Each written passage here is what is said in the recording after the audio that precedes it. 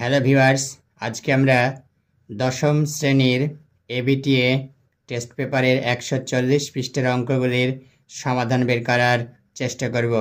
তো চলো শুরু করা যাক। 140 পৃষ্ঠা।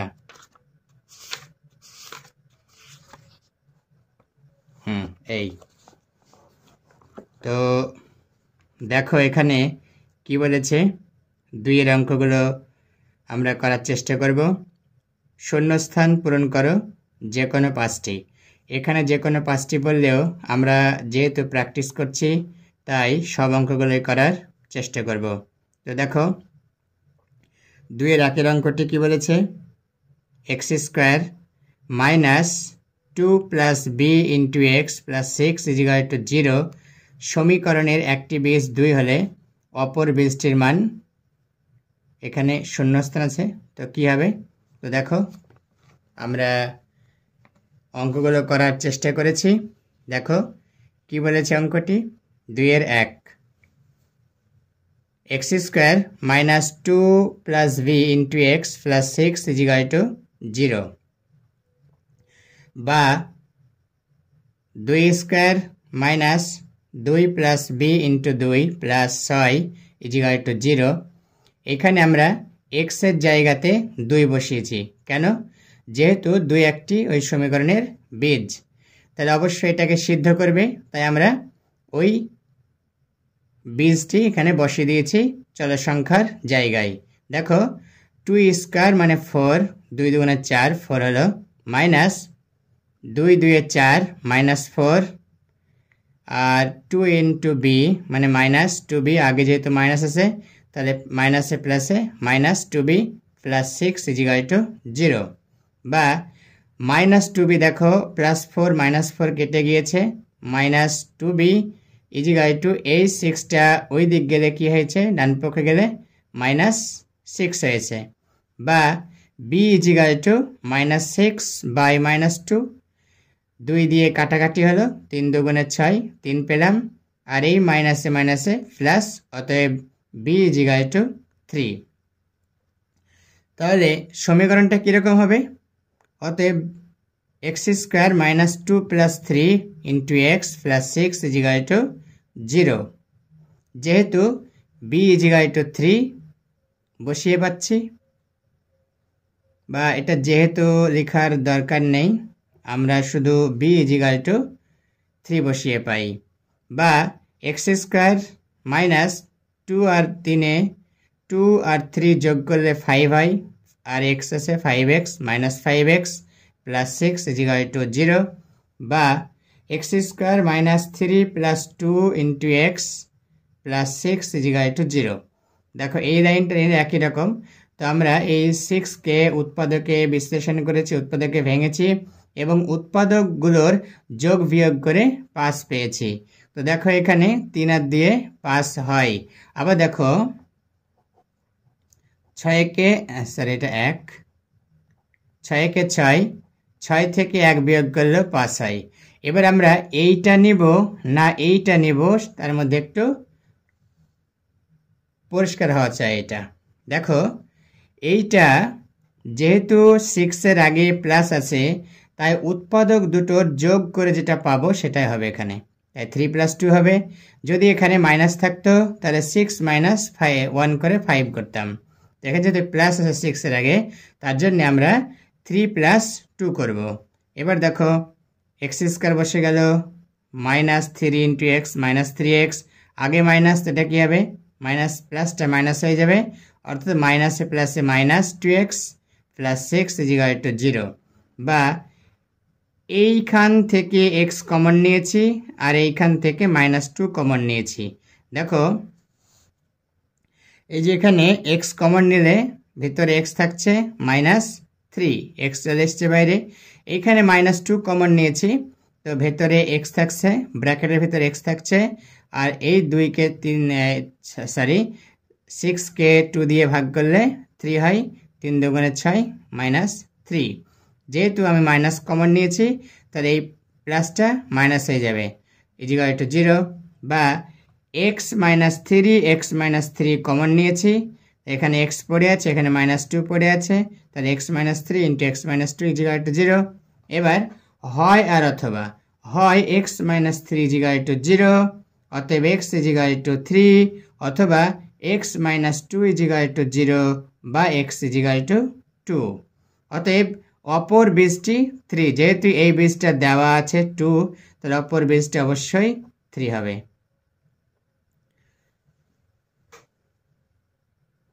দেখো এবার আমরা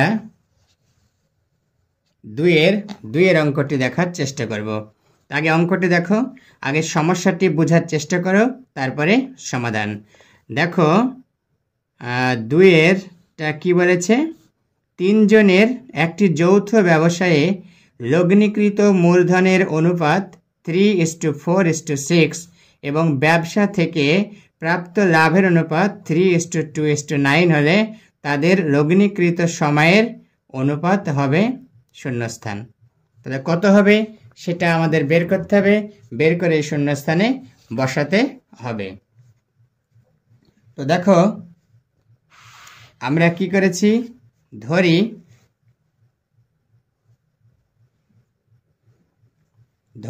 3 জনের সময়ের পরিমাণ যথাক্রমে x, y ও z। ধরে কি করেছি, 3 জনের সময়ের পরিমাণ যথাক্রমে x, y ও z। এবার এখানে দেওয়া আছে মূলধনের অনুপাত কত আছে, 3:4:6 এবং লাভের অনুপাত আছে 3:2:9। শর্তে কি, শর্তে মূলধন অনুপাতকে যদি এই সময় দিয়ে গুণ করা হয় তাহলে সেটা কি পাবো আমরা, সেটাই পাবো লাভের অনুপাত। তাহলে 3 into x, 3 into x plus 4 into y is to 6 into z is equal to, এই অনুপাতটা হবে 3:2:9। তার মানে আমরা পাচ্ছি মূলধনের অনুপাতকে মূলধনের অনুপাতকে সময় দিয়ে গুণ করলে সেটা হবে লাভের অনুপাত। তো আমরা এটা শর্তে করে সমান করে দিয়েছি। দেখো এবার, বা 3x:4y:6z ইজিক্যাল টু 3:2:9। এবার দেখো এই প্রথম অনুপাতটা সমান প্রথম অনুপাত করেছি, মানে 3x ইজিক্যাল টু 3 বা x ইজিক্যাল টু 3/3 বা x ইজিক্যাল টু 1। এবার দ্বিতীয় অনুপাতটা কি আছে, 4y সমান 2 করেছি। দেখো 4y ইজিক্যাল টু 2 বা y equal to 2/4 equal to 2 দিয়ে কাটলাম, 2 একে 2, 2 দুগুণে 4, তাহলে y ইজিক্যাল টু 1/2 বা 1/2 বা হাফ। এবার 6z সমান করেছি 9। দেখো 6z ইজিক্যাল টু 9 বা z ইজিক্যাল টু 9/6, 3 দিয়ে কেটেছি, 3 3 9, 3 দুগুণে 6, অতএব z ইজিক্যাল টু 3/2। অতএব লগ্নিকৃত সময়ের অনুপাত x:y:z, x এর মান 1, y এর মান 1/2, z এর মান 3/2। এবার দেখো এইটা আছে ভগ্নাংশে, তাহলে এইটাকে যদি আমরা পূর্ণ সংখ্যার অনুপাতে প্রকাশ করতে চাই তাহলে হর কত আছে, 2, উভয়ের হর 2 আছে। তো আমরা 2 দিয়ে প্রতিটি অনুপাতকে গুণ করে দিলাম, 2 into 1, 1/2 into 2 is to 3/2 into 2। দেখো এখানে এই 2 কেটে গেল, এই 2 কেটে গেল, ইজিক্যাল টু 2:1:3। দেখো এই পর্যন্ত করলে অঙ্কটি হয়ে যাবে। এবার দেখো 2-এর অঙ্কটি কি বলেছে, 2-3 এই যে কি বলেছে, এবিসি ত্রিভুজের পরিকেন্দ্র ও এবং কোণ এওবি ইজিক্যাল টু 50 ডিগ্রি হলে কোণ এসিবি এর মান হবে ড্যাশ, শূন্যস্থান দেওয়া আছে। আরেকবার দেখে নাও, এবিসি ত্রিভুজের পরিকেন্দ্র ও এবং কোণ এওবি ইজিক্যাল টু 50 ডিগ্রি হলে কোণ এসিবি এর মান হবে ড্যাশ। তো দেখো আমরা চেষ্টা করি। দেখো 2-3 দেখো এ ছবি এঁকেছি, ও কেন্দ্রীয়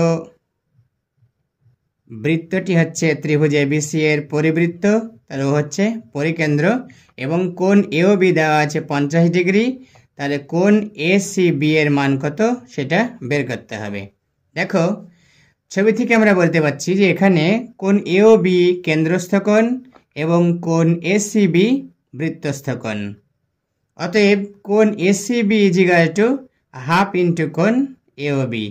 আমরা জানি যে বৃত্তস্থ কোণ সমান কেন্দ্রস্থ কোণের অর্ধেক, অর্থাৎ হাফ ইন্টু মানে 1/2 ইন্টু কোণ এখানে কেন্দ্রস্থ কোণ এওবি, বা হাফ ইন্টু এওবির মান 50 ডিগ্রি।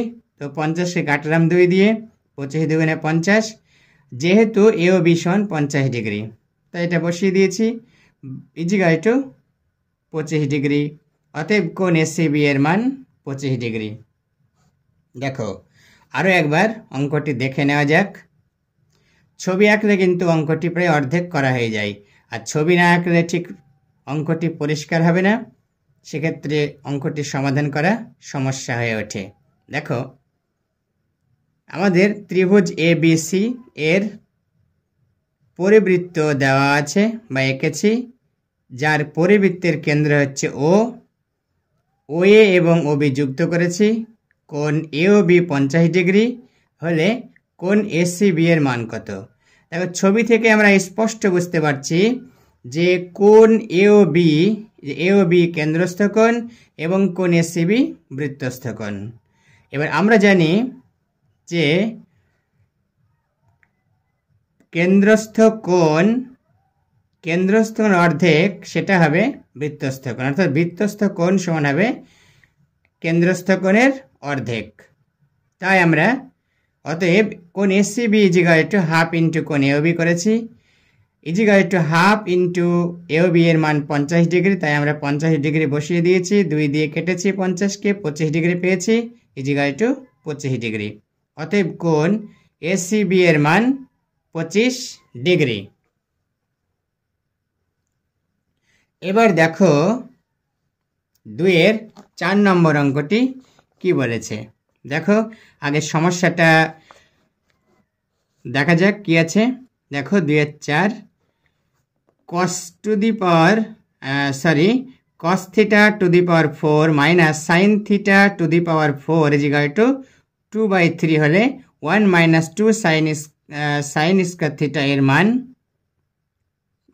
কত হবে? তো দেখো অঙ্কটি আছে cos theta to the power 4 minus sin theta to the power 4 is equal to 2/3 হলে 1 minus 2 sin theta স্কয়ার এর মান কত হবে?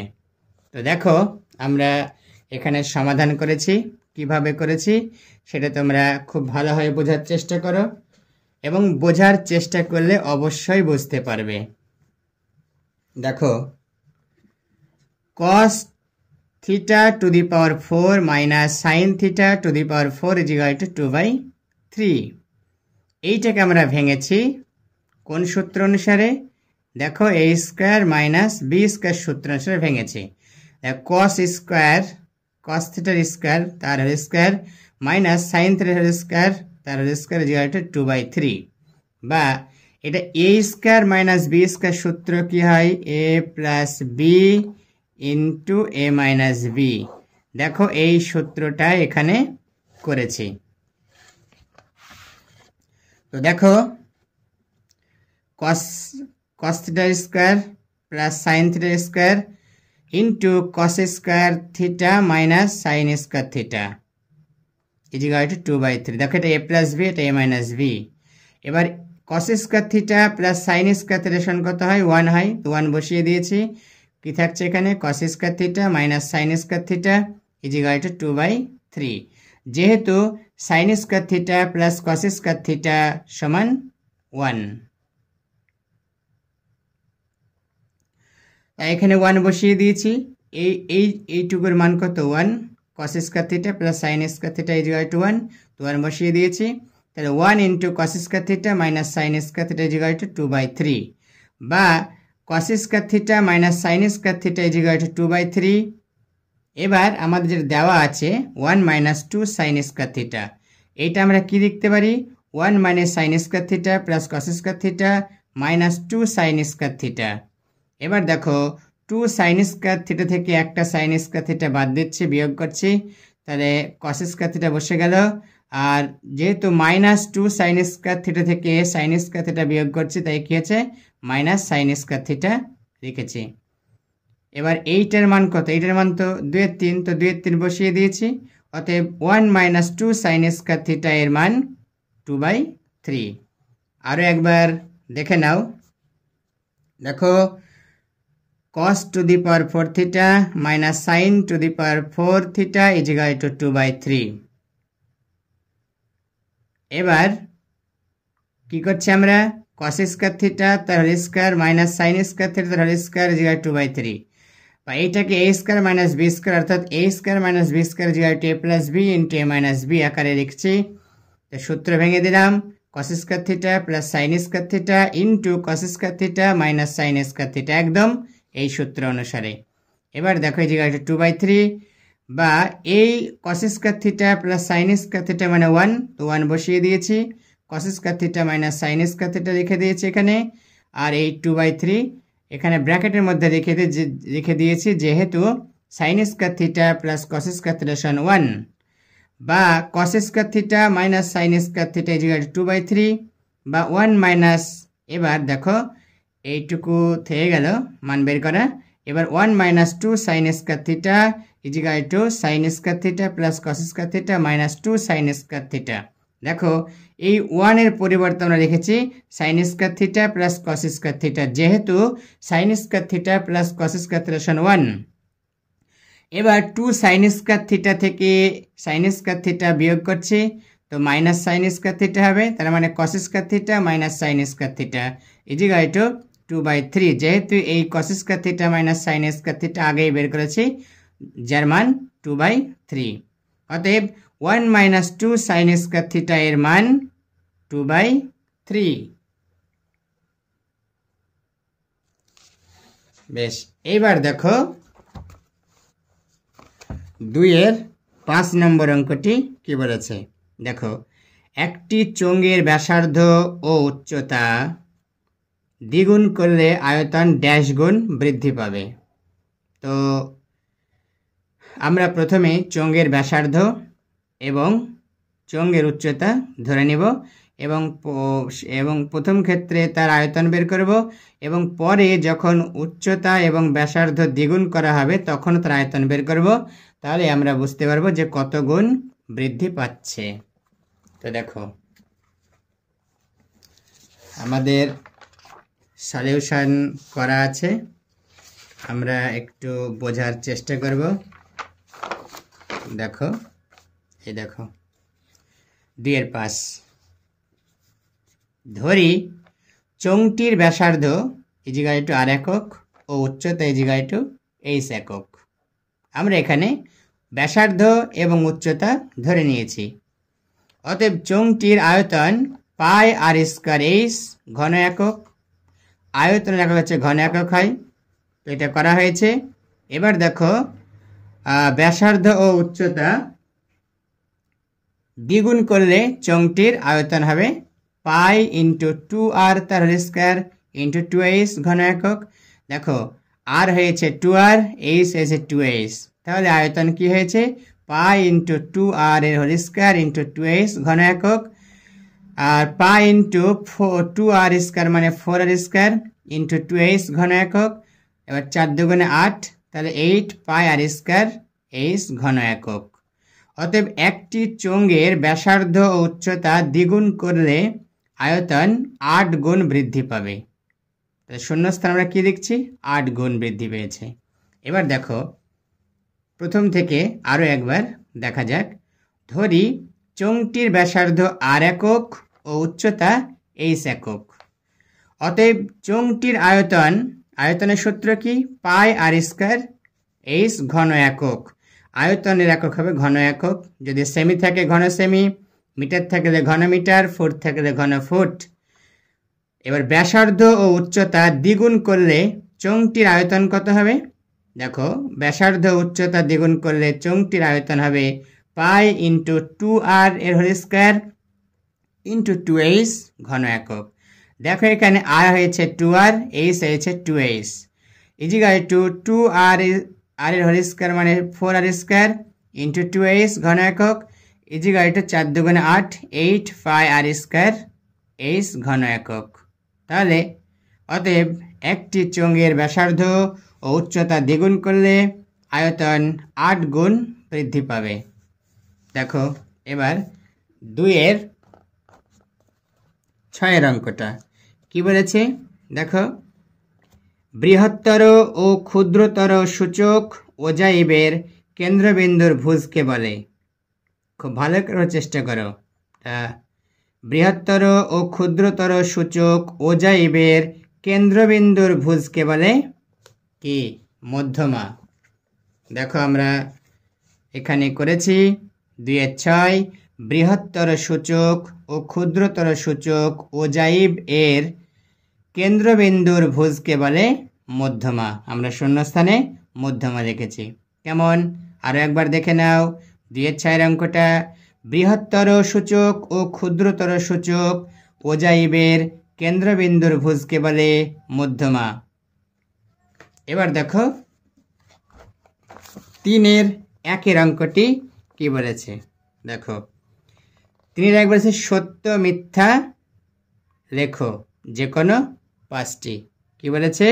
সত্য মিথ্যা লিখতে হবে। সত্য হলে সত্য, মিথ্যা হলে মিথ্যা। দেখো 3-1 কি বলেছে, একটি দ্রব্যের বর্তমান মূল্য 100 টাকা, দ্রব্যটির মূল্য প্রতি বছর 10% হ্রাস হয় অর্থাৎ কমে যায়। 2 বছর পর দ্রব্যটির মূল্য হয় 81 টাকা। দেখো আমাদের সমহার বৃদ্ধি এবং সমহার হ্রাসের যে সূত্র আছে সেটি কি? p ইন্টু 1, যদি সমহার বৃদ্ধি হয় তাহলে 1 প্লাস r/100 যদি সমহার হ্রাস হয় তাহলে p ইন্টু 1 মাইনাস r/100 বৃদ্ধি হলে 1 প্লাস হবে, মাইনাস হ্রাস হলে 1 মাইনাস হবে।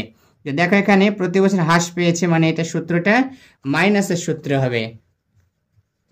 তো দেখো আমরা এখানে কি করেছি দেখো, 3-1 দ্রব্যটির বর্তমান মূল্য 100 টাকা দেওয়া আছে, আমরা এখানে লিখে দিয়েছি দ্রব্যটির মূল্য প্রতি বছর 10% হ্রাস পায়। অতএব 2 বছর পরে দ্রব্যটির মূল্য হবে, যে বললাম একটু আগে যে যদি হ্রাস হয় তাহলে কি হবে, 100 ইন্টু 1 মাইনাস 10/100 তার হোল স্কয়ার, যে 2 বছর তাই n2 আর 10% হ্রাস তাই 10 হয়েছে, হ্রাস বলে মাইনাস হয়েছে, আর আসল বা বর্তমান মূল্য কত 100 আছে।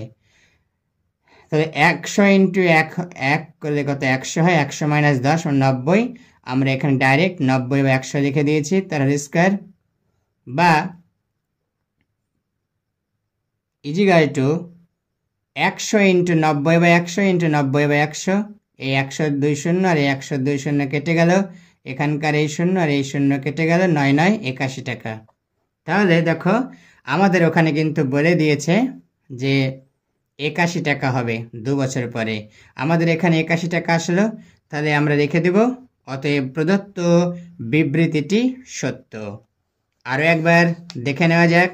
দেখো দ্রব্যটির বর্তমান মূল্য 100 টাকা, দ্রব্যটির মূল্য প্রতি বছর 10% হ্রাস পায়, অতএব 2 বছর পরে দ্রব্যটির মূল্য হবে 100 ইন্টু 1 মাইনাস 10/100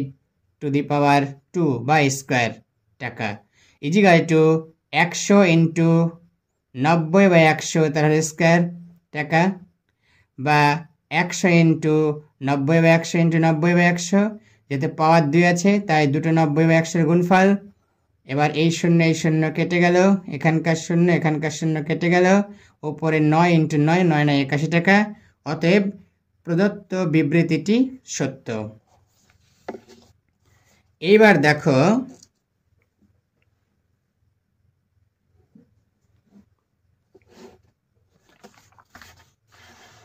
এবার দেখো 3-এর 2 নম্বরের অঙ্কটি কি বলেছে। আগের সমস্যা দেখে নেওয়া যাক, আগের সমস্যা পরের সমাধান। দেখো কি বলেছে, 3-এর 2, যদি a minus B proportional 1/c, b minus C proportional 1/a এবং c minus a proportional 1/b হয়, তাহলে ভেদ ধ্রুবক তিনটির যোগফল হবে। এইটা হলে আমাদের ভেদ ধ্রুবক তিনটির যোগফল বের করতে হবে। তো এখানে যোগফল কত হয় বলছে, 1 হবে, তাই বলছে। আবার দেখো, যদি a minus B proportional 1/c, b minus C proportional 1/a এবং c minus a proportional 1/b হয়, তাহলে ভেদ ধ্রুবক তিনটির গুণ যোগফল হবে 1। তো দেখো যোগফল 1 আসছে কিনা। যদি 1 আসে সত্য হবে, যদি 1 না আসে সেক্ষেত্রে মিথ্যা হবে। দেখো, a মাইনাস বি ভ্যারিজিয়াস বা প্রপোর্শনাল 1/c বা a minus B is equal to k1/c, যেখানে k1 ইজিক্যাল টু অশূন্য ভেদ ধ্রুবক। এই যে k1 ধরে নিয়েছি, দেখো এটা প্রপোর্শনাল ছিল, ভ্যারিজিয়াস ছিল, সমান করছে, তাই এখানে k1 একটা ভেদ ধ্রুবক নিয়েছি। বা k1 ইজিক্যাল টু এই c দিয়ে a মাইনাস b গুণ করা হলো ac minus bc, ac minus bc, এটা 1 নম্বর। আবার b minus c proportional 1/a বা b minus c is equal to k2/a, k2 is equal to অশূন্য ভেদ ধ্রুবক। বা k2 is equal to ab, a দিয়ে b মাইনাস a গুণ হচ্ছে, আর ab মাইনাস ac, এটা 2 নম্বর। এবার দেখো, c minus a proportional 1/b বা c minus a is equal to k3/b, k3 is equal to অশূন্য ভেদ ধ্রুবক। বা k3 is equal to bc minus ab, অর্থাৎ b দিয়ে c মাইনাস a গুণ হলো, তো bc মাইনাস ab, এটা 3 নম্বর সমীকরণ। এবার দেখো 1 নম্বর, 2 নম্বর ও 3 নম্বর সমীকরণ যোগ করে পাই k1 plus k2 plus k3। k1 ছিল বা আছে ac minus bc, k2 plus ab minus ac, k3 plus bc minus ab। এবার দেখো, plus ac minus ac minus bc plus bc plus ab minus ab সব কেটে গেল। তো অতএব k1 plus k2 plus k3 is equal to 0। কিন্তু আমাদের এখানে কি বলেছিল যে ধ্রুবক তিনটির যোগফল 1 হবে, অতএব প্রদত্ত বিবৃতিটি মিথ্যা। আরো একবার দেখে নেওয়া যাক। দেখো, a মাইনাস বি ভ্যারিজিয়াস বা প্রপোর্শনাল 1/c বা a minus B is equal to k1/c, k1 is equal to অশূন্য ভেদ ধ্রুবক। বা k1 ইজিক্যাল টু এই c দিয়ে a মাইনাস বি গুণ করা হয়েছে, তো ac মাইনাস bc, এটি 1 নম্বর সমীকরণ। b minus c proportional 1/a বা b minus c is equal to k2/a, k2 is equal to অশূন্য ভেদ ধ্রুবক।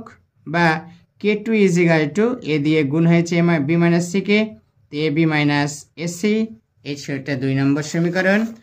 আবার দেখো, c মাইনাস a ভ্যারিজিয়াস বা প্রপোর্শনাল 1/b বা c minus a is equal to k3/b, k3 is equal to অশূন্য ভেদ ধ্রুবক। বা k3 is equal to bc minus ab, 3 number সমীকরণ। এবার 1 নম্বর সমীকরণ, 2 নম্বর সমীকরণ, 3 নম্বর সমীকরণ যোগ করে পাই। দেখো, k1 plus k2 plus k3 is equal two k1 এর মান আছে ac minus bc plus k2 এর মান আছে plus ab minus ac plus k3 এর মান আছে bc মাইনাস ab। এবার দেখো, plus ac minus ac minus bc plus bc plus ab minus ab সব কেটে গেল, থাকলো কি 0। অতএব k1 plus k2 plus k3 is equal to 0। কিন্তু প্রশ্নে আমাদেরকে বলেছিল যে ধ্রুবক তিনটির যোগফল হবে 1, কিন্তু এখানে আসলে কি 0, অতএব প্রদত্ত বিবৃতিটি মিথ্যা। এবার দেখো 3 নম্বরের অঙ্কটি কি বলেছে। দেখো, 3 নম্বর, অর্ধবৃত্তাংশস্থ অপেক্ষা ক্ষুদ্রতর বৃত্তাংশস্থ কোণ সূক্ষ্মকোণ। অর্ধবৃত্তাংশস্থ অপেক্ষা ক্ষুদ্রতর বৃত্তাংশস্থ কোণ সূক্ষ্মকোণ। তো দেখো, আমরা এখানে সমাধান করার চেষ্টা করেছি। দেখো, অর্ধবৃত্তাংশস্থ অপেক্ষা ক্ষুদ্রতর বৃত্তাংশস্থ কোণ স্থূলকোণ হয়। কি বলেছে? অর্ধবৃত্তাংশস্থ অপেক্ষা ক্ষুদ্রতর বৃত্তাংশস্থ কোণ স্থূলকোণ হয়। কিন্তু আমাদের প্রশ্নে বলেছে যে অর্ধবৃত্তাংশস্থ অপেক্ষা ক্ষুদ্রতর বৃত্তাংশস্থ কোণ সূক্ষ্মকোণ হয়। তাহলে অতএব প্রদত্ত বিবৃতিটি মিথ্যা, অবশ্যই মিথ্যা হবে। আমরা এখানে লিখে দিয়েছি যে প্রদত্ত বিবৃতিটি মিথ্যা। এবার দেখো 3-এর 4 অঙ্কটি কি বলেছে। 3-এর 4 বলেছে sin square 5 theta plus cos square 5 theta এর মান 5। দেখো, sin square theta plus cos square theta equal to 1 হয়, আমরা এটা সবাই জানি। যখন sin square theta plus cos square theta সমান 1, কিন্তু আমাদের এখানে কি, তাহলে কি হবে? sin square 5 theta plus cos square 5 theta সমান 1 হবে। অতএব প্রদত্ত বিবৃতিটি মিথ্যা, কারণ ওখানে দেওয়া আছে sin square 5 theta plus cos square 5 theta এর মান 5। কখনোই 5 হবে না। এটাকে কি করতে হবে? এটাকে আমরা অবশ্যই মিথ্যা লিখব। তো মিথ্যাই লিখেছি। দেখো, আমরা জানি sin square theta plus cos square theta সমান 1, অতএব sin square 5 theta plus cos square 5 theta equal to 1 হবে। অতএব প্রদত্ত বিবৃতিটি মিথ্যা, কারণ প্রশ্নে আমাদেরকে বলেছে যে sin square 5 theta plus cos square 5 theta সমান 5 হবে। এবার দেখো 3-এর 5 নম্বর অঙ্কটি কি বলেছে। 3-এর 5 বলেছে সমান আয়তন বিশিষ্ট একটি লম্ব বৃত্তাকার শঙ্কু ও অর্ধগোলকের ভূমি সমান হলে তাদের উচ্চতার অনুপাত 2:1 হবে। তো দেখো, আমরা এখানে সমাধান করার চেষ্টা করেছি। দেখো, ধরি শঙ্কু ও অর্ধগোলকের ভূমির ব্যাসার্ধ r একক এবং শঙ্কুর উচ্চতা ইকুয়াল টু h একক। অতএব শঙ্কুর আয়তন কি? 1/3 পাই r স্কয়ার h ঘন একক। অতএব অর্ধগোলকের আয়তন 2/3 পাই r কিউব ঘন একক। অতএব শর্তে বলেছে এখানে যে এদের আয়তন সমান হবে। তো অর্ধগোলকের আয়তন কি আছে? 2/3 পাই r কিউব, এই যেটা ইকুয়াল টু শঙ্কুর আয়তন আছে 1/3 পাই r স্কয়ার h। উভয় পক্ষ থেকে 1/3 পাই r স্কয়ার বাদ দিলাম, এখানে 2r থাকছে আর এখানে h থাকছে, বা 2/1 ইকুয়াল টু h/r। দেখো, rটাকে h এর নিচে পাঠিয়েছি আর এখানে 1 2/1, বা 2:1 ইকুয়াল টু h/r। অতএব h/r ইকুয়াল টু 2:1। অতএব প্রদত্ত বিবৃতিটি সত্য। এখানে আমাদের এই দেখো, এখানে আমাদের বলেছে উচ্চতা অনুপাত 2:1 হবে। এখানে একটি কথা বলে রাখি। দেখো, যখন আমরা অর্ধগোলক এইরকম টানছি, এই যে অর্ধগোলক, তখন এই যে এইটা হচ্ছে r, এইটাও r, এই rই কিন্তু হচ্ছে উচ্চতা, তাই এখানে h/r করা হয়েছে, তাই 2:1 হয়েছে। কেমন? এবার দেখো, ধরি শঙ্কু ও অর্ধগোলকের ভূমির ব্যাসার্ধ r একক, মানে উভয়ের r একক, এবং শঙ্কুর উচ্চতা ইকুয়াল টু h একক। অতএব শঙ্কুর আয়তন 1/3 পাই r স্কয়ার h ঘন একক।